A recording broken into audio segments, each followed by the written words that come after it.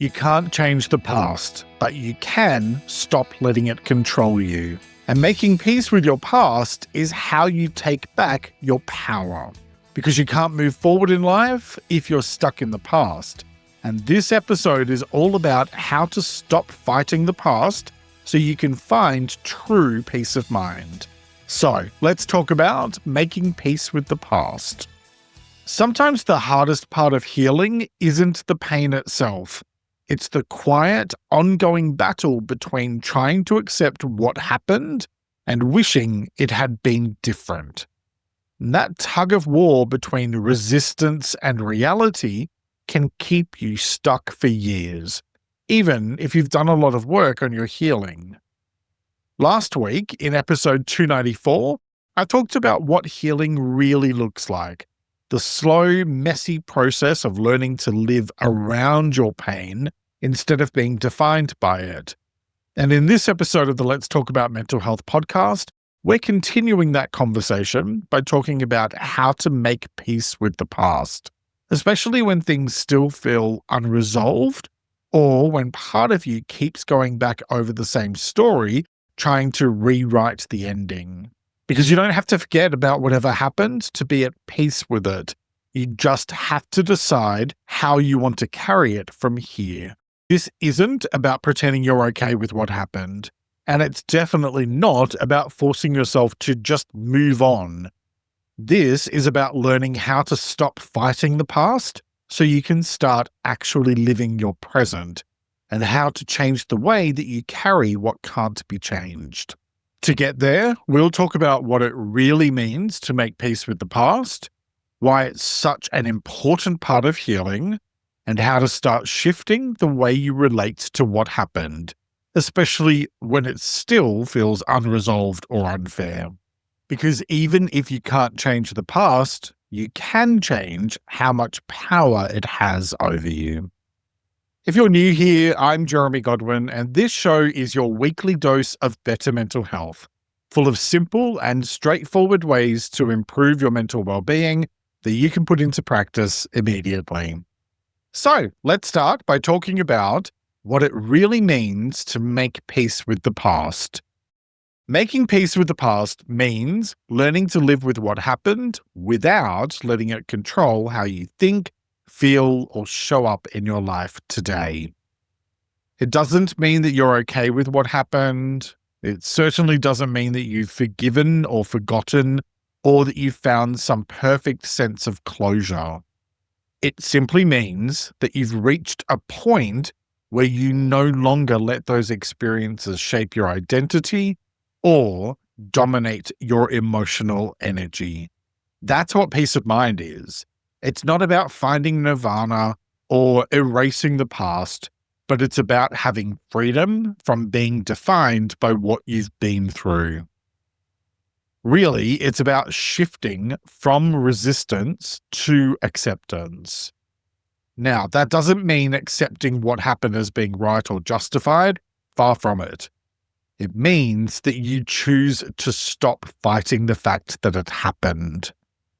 It means that you stop replaying the story trying to change the ending. Because it is what it is. What has happened, and no amount of wishing and hoping or cursing and shouting will ever change the reality of what is. You can change the future, but you can't change the past. However, what you can do is to change your relationship with the past. That shift is where peace of mind begins. Making peace with the past means letting go of the need for it to make perfect sense, because it probably never will. The truth is, some things that happen to us, especially painful or traumatic things, don't have satisfying explanations. You might never get the answers you want or the apology that you deserve. But peace starts when you decide that your well-being matters far more than understanding why it happened. It also means reclaiming the parts of yourself that might have gotten lost in whatever happened. Sometimes our pain becomes so wrapped up in how we see ourselves that it can feel like it's part of our identity. And making peace with the past often means having to rewrite that story. You begin to see that you're not your pain. You're not just what happened to you. You are who you choose to become next. You are what you do with your pain. It's not a one-time decision. Choosing to make your peace with the past is really something that you practice over and over again, especially when the past tries to pull you back in, and it will. There will still be moments when something triggers old memories or feelings, weeks, months, years, decades later. But instead of reacting the way that you used to, eventually you start responding with a lot more self-awareness and self-compassion. And that's a sign that you're growing. And that's what making peace with the past looks like in real life. Growth. Most of all, making peace with your past is about choosing to carry it differently. You don't have to forget what happened, but you can decide that it's no longer going to steal your joy or your power. It means that you carry the lessons you've learned from it, not the weight of it. So let's talk about why making peace with the past matters. There are lots of reasons why making peace with the past matters for the sake of your mental health. So let's step through some of the main ones. First, it's because the past doesn't just disappear, it echoes. And what I mean there is that it echoes in the way that you think about yourself and the way you react when you feel threatened or criticized, the way you hesitate to trust people, or how you hold yourself back from things that you want. If something painful happened and you never really worked through it, or even if you did, but you're still carrying around guilt or shame about it, then it's very likely to be shaping your experience of the present far more than you might realize.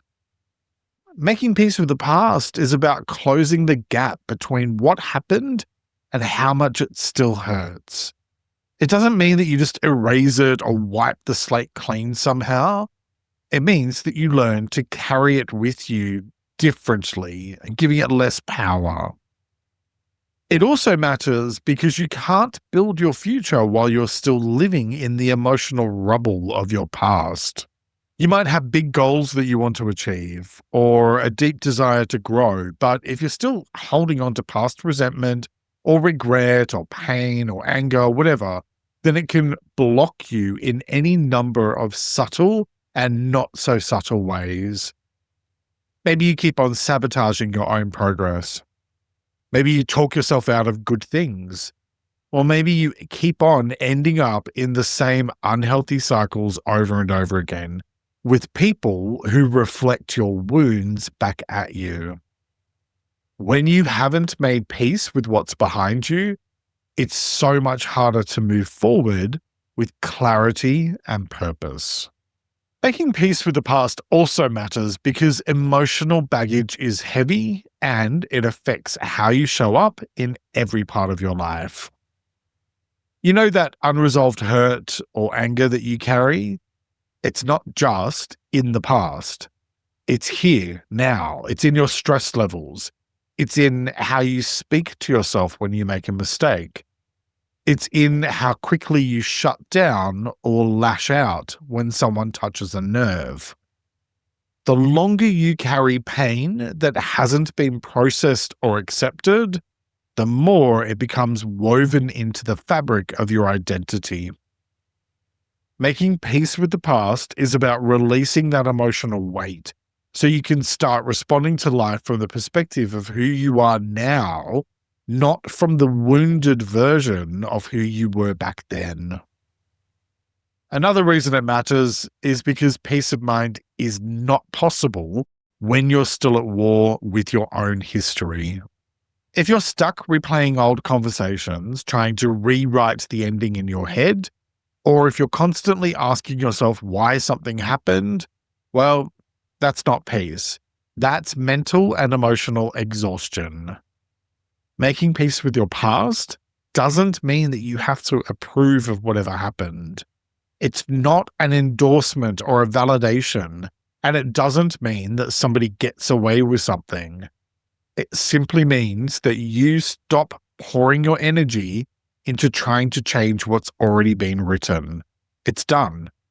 It means that you say to yourself, this is done. This is now part of my story, but it doesn't get to control the rest of my story.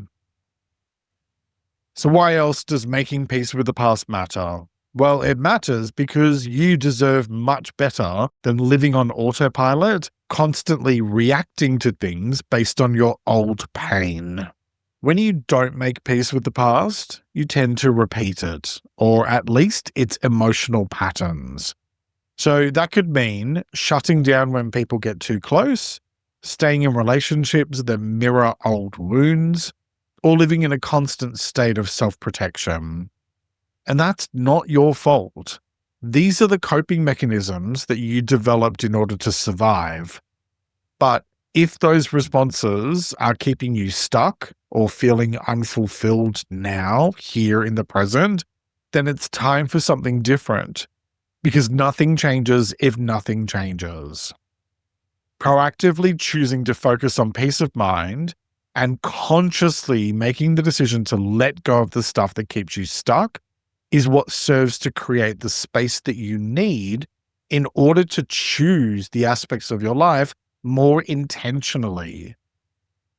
And then the other piece here is that it matters because acceptance is the bridge between being stuck and starting to heal. Now, healing doesn't mean that everything suddenly becomes okay. It just means that you've decided that you're going to be okay, even if you never get the closure that you wanted, even if the pain still flares up sometimes, even if whatever happened still doesn't make sense. Acceptance allows you to take your power back, not by condoning what happened, but by choosing what comes next. Peace doesn't come from someone else making it right for you. It comes from you deciding not to let your past define who you are today and who you're going to be tomorrow. And you can make that choice anytime you're ready. But most of all, making peace with the past matters because you matter. Your mental health, your emotional well-being, your future, your peace of mind, they all depend on how you choose to respond to what you've been through. Making peace with your past isn't about doing it for anyone else. It's something you do for you. It's about giving yourself the gift of peace, the gift of freedom, and the gift of a future that isn't ruled by what's already happened. And the beautiful thing is, that kind of peace is absolutely possible. Even if you still feel like you're stuck in the past, even if it still hurts, even if you're not sure where to begin. Because making peace with the past isn't about pretending it didn't happen. It's about choosing to move forward in spite of whatever happened. One small, conscious, and deliberate step at a time. And after this quick break, I'm going to walk you through how to start doing just that, no matter where you're at in your healing journey. And during the break, if this episode's helpful for you, then please press like or leave a quick rating. It helps more people find this show. Thanks. And welcome back. Now let's get into the practical stuff. How to actually start making peace with your past.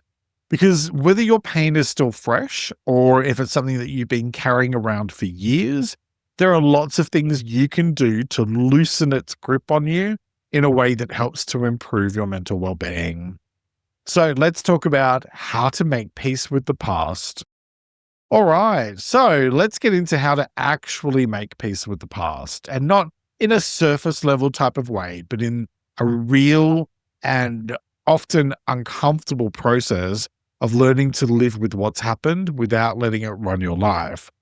Because peace isn't something that just happens. It's something that you choose.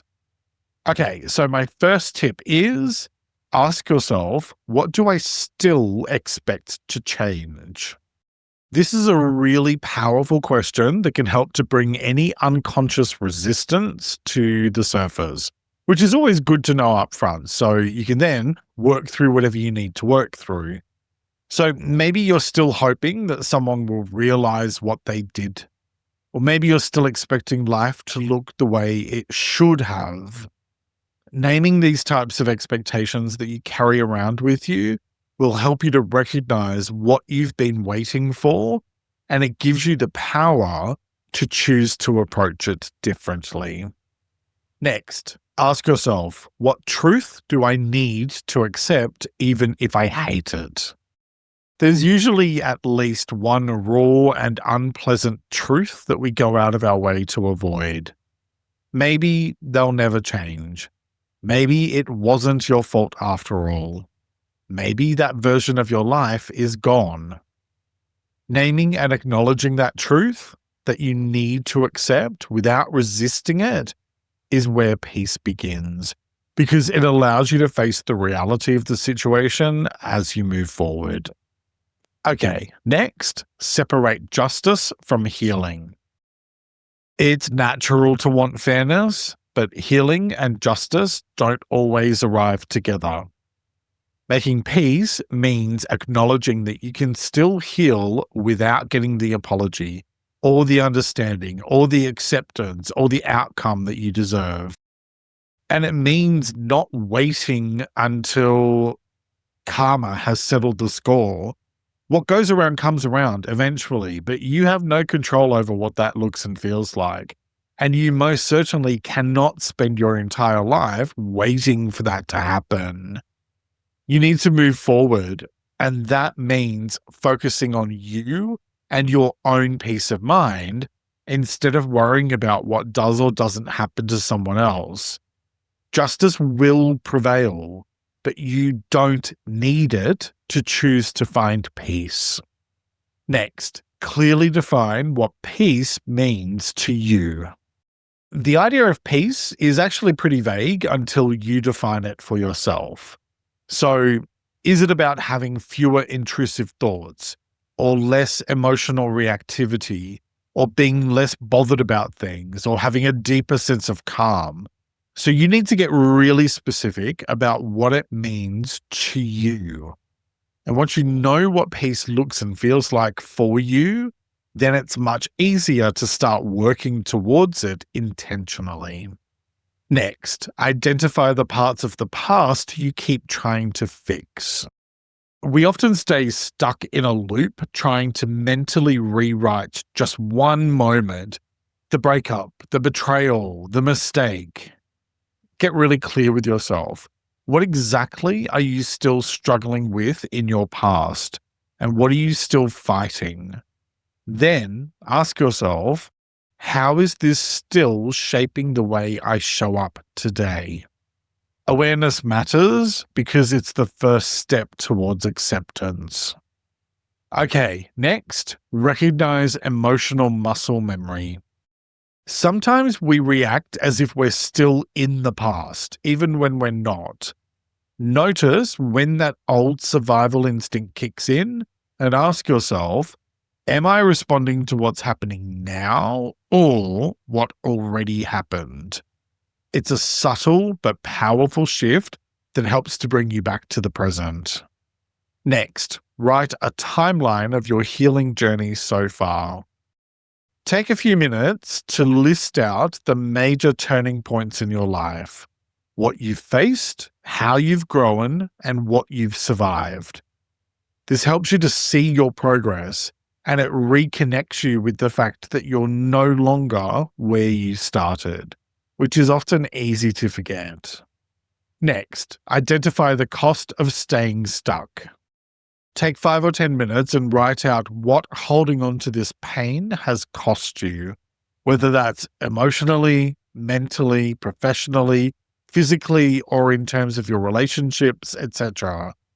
This can be a really confronting exercise, but it makes it a lot easier to actively choose peace over chaos and to help you to stop clinging on to the past once you can plainly see what you're really paying to hold on to the past. Next, bring that past version of you into the present with kindness. Instead of trying to forget who you were when whatever happened, speak to them, to you, write to them, thank them for helping you survive. When you embrace your former self with compassion, you're no longer rejecting your past. You're integrating it into your present and your future. And that's how you heal. Okay, next, change how you tell your story. And I'm not referring to how you tell your story to others. I mean how you tell it to yourself. When you talk about your past, do you tend to focus on the pain or the survival? Do you speak with blame or with perspective? Start noticing your language and shift from a "this ruined me" mindset toward a more "this shaped me" mentality. It really does matter, and it really makes a difference. Next, disconnect from old identities. We can often find ourselves becoming attached to certain labels and narratives, whether that's conscious or subconscious, like being the one who was hurt, or being the fixer or the survivor. But old identities get in the way of your growth and progress. That's who you were, not necessarily who you are. So it's time to be like Gwyneth Paltrow and go for a bit of conscious uncoupling with your old identities. You can choose to shed them and focus on who you are as well as who you want to be in the future, assuming that you're also doing the work to turn that into reality. As like Madonna said in Nothing Really Matters, nothing takes the past away like the future. Making peace with the past means giving yourself permission to not be that person anymore. And that can be tough. And it can even come with a sense of grief that just pulls you in while you're trying to let it go. But that's actually where growth happens. And even though it's tough, it matters. And so that actually leads to my next point. Ask yourself, who am I now because of what I've been through? And you'll notice that I didn't say despite it, but because of it. Because even out of the dark times, good things can grow. Hell, my own trauma and pain is what led me to create this show. So what strengths have you gained because of whatever happened to you? What patterns have you broken? What boundaries have you learned to set for yourself? Peace grows when you give meaning to your pain, not by justifying it, but by using it to fuel your growth. Next, replace avoidance with routine. If you've been avoiding things that remind you of the past, then try creating a new routine around them. So, for example, if Sunday evenings trigger loneliness, then plan something nourishing every Sunday. That type of small change can help to create structure and safety, which in turn helps to make peace feel a lot more possible. Next, deliberately engage with what once triggered you in a controlled way. So reclaiming your power and making peace with the past sometimes means choosing to face the place, the object, or the memory from a position of safety. Now, this is very different than exposure therapy, which is a formal kind of thing that you may deal with a therapist if you're working with one. It's actually about reframing things in a safe way. So you could try going to that location with a good friend. You could try wearing that thing that you stopped wearing. Or, preferably, you could talk it through with a professional like a counselor or therapist. Whatever you do, break the pattern, but do it on your terms. And even though you'll likely feel discomfort, please don't push yourself so far or so hard that you end up with discomfort turning into terror.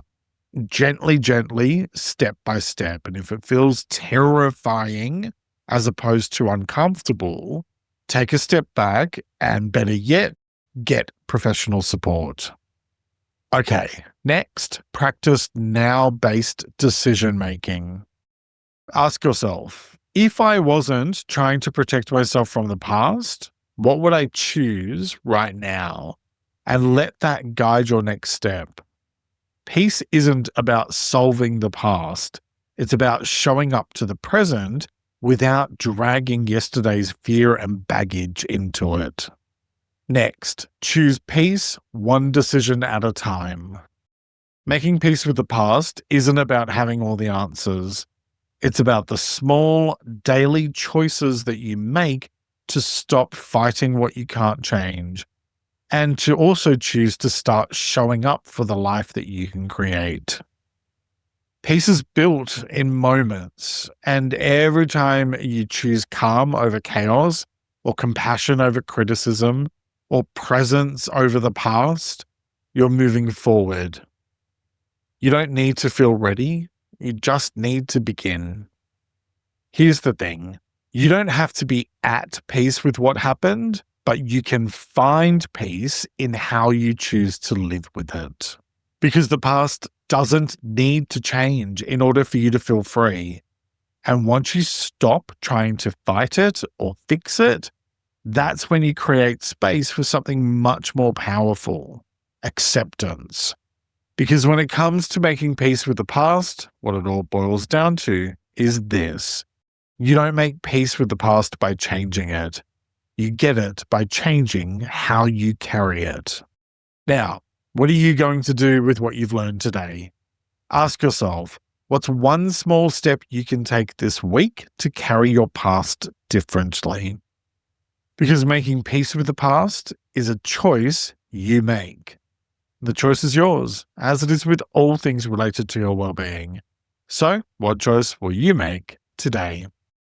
Each week I like to finish up by sharing a quote about the week's topic, and I encourage you to take a few moments to really reflect on it and to consider what it means to you.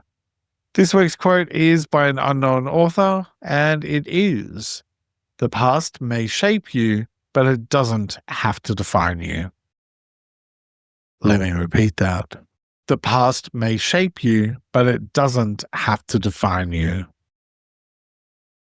All right, that's nearly it for this week. Sign up for my weekly newsletter at ltamh.com and support me on Patreon for early access to ad-free extended episodes. They're both linked in the description.